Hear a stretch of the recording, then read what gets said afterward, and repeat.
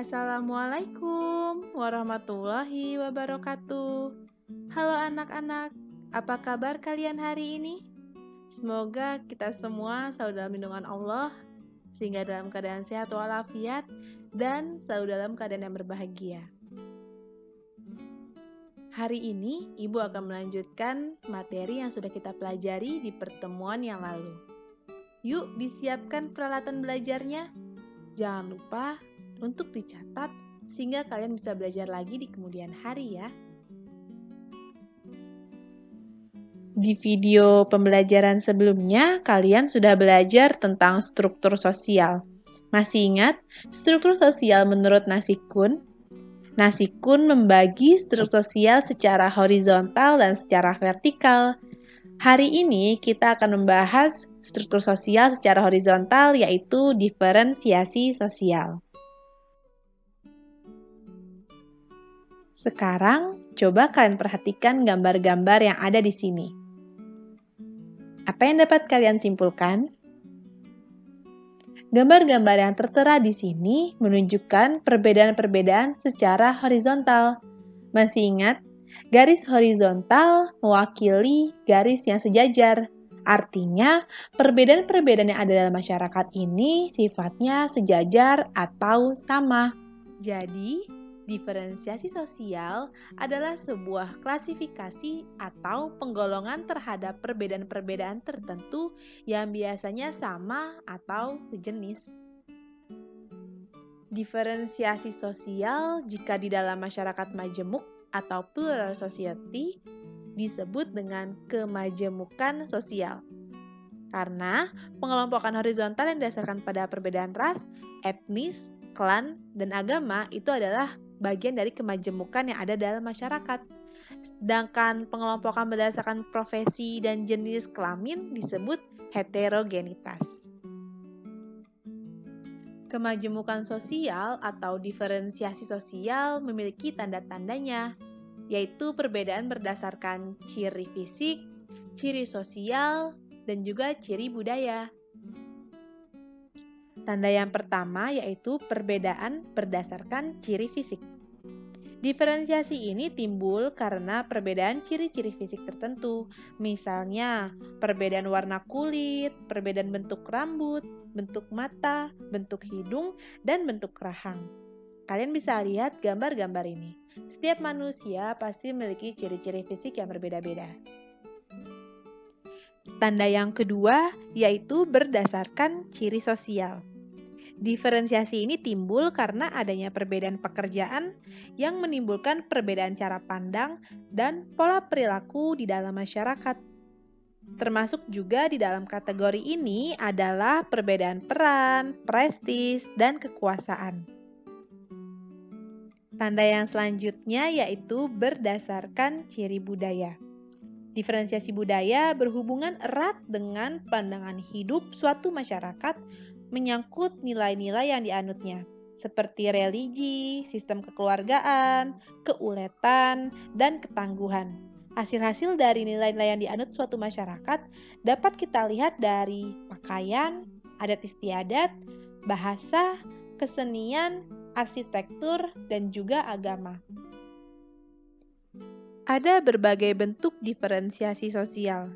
Di antaranya adalah diferensiasi ras, diferensiasi suku bangsa atau etnis, klan, agama, jenis kelamin, dan profesi. Kita akan bahas satu persatu. Kita mulai dari diferensiasi ras. Ras adalah kelompok manusia yang memiliki ciri-ciri fisik bawaan yang sama. Jika kita menyebut satu kelompok ras tertentu, maka ciri yang kita kemukakan adalah ciri fisik, bukan ciri budayanya.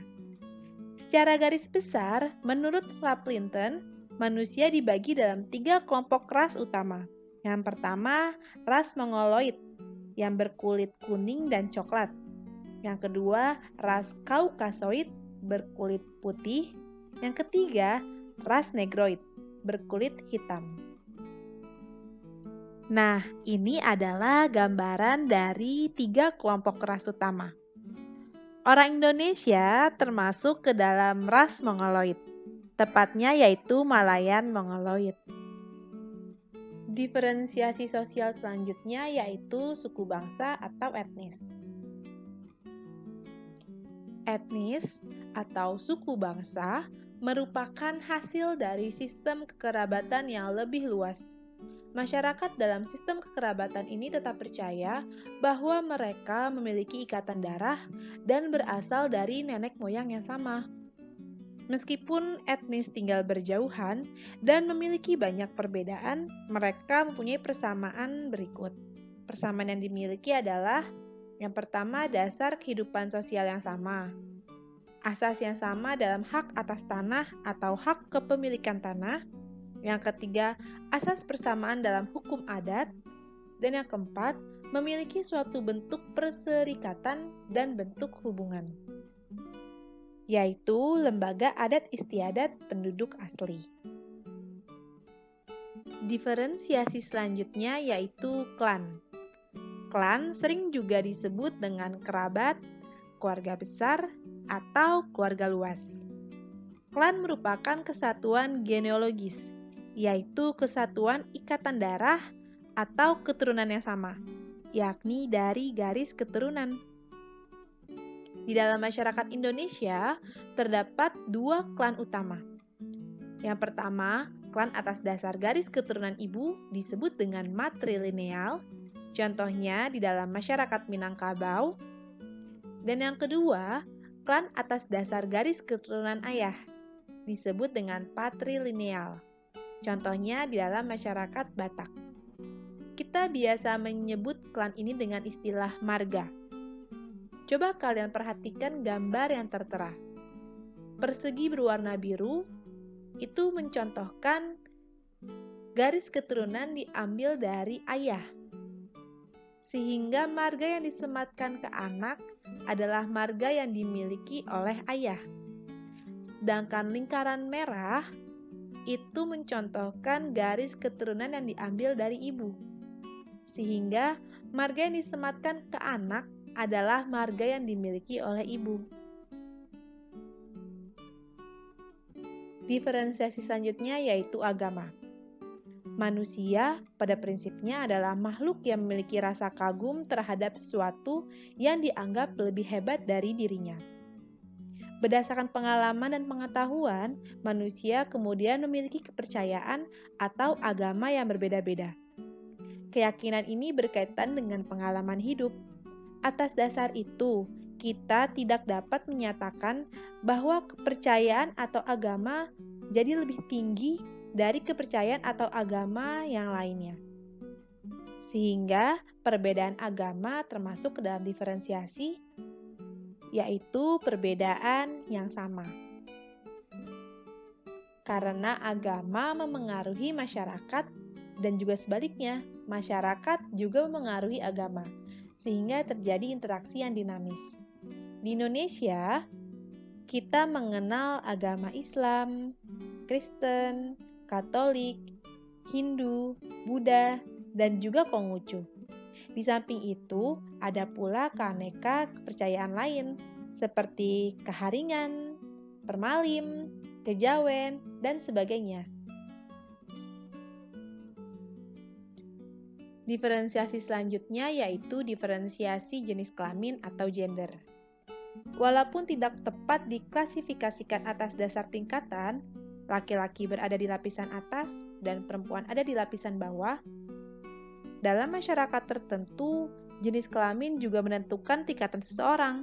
Misalnya, di masyarakat patrilineal, laki-laki memiliki kedudukan yang lebih tinggi dibanding perempuan.